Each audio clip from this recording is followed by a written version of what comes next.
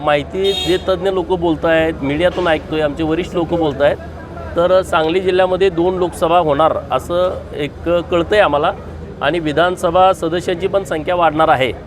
तर 2011च्या जनगणनेनुसार 2,20,000 ते 2.5 लाखापर्यंतचा मतदारसंघ होईल असं काही लोक बोलत आहेत। जर असं झालं तर बरेच विधानसभेचे मतदारसंघ आपल्या सांगली जिल्ह्यामध्ये वाढतील आणि त्यामुळे जरा आणि रंग येईल या सगळ्या प्रकारे। परवा याच विषयाला लागून आटपाडीत खासदार म्हटले की पुन्हा खासदार होईल का माहित नाही, महिला बघून भीती वाटायला लागली। त्यांचं मला माहित नाही, पण जजचं अध्यक्षपद ज्यांनी घालवलंय त्यांचा कार्यक्रम होणार आहे हे मी जाहीरपणे सांगू शकतो।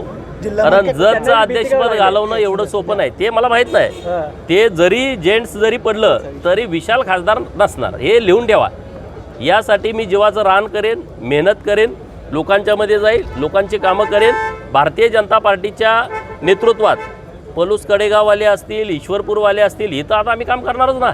आणि त्यामुळं शेवटी जनता जनार्दन आहे, जनतेला आम्ही पटवून देऊ आणि 2029ला नक्की कार्यक्रम करू। दादा एक जबाबदारी तुमच्यावर दिल्या पलूस कडेगाव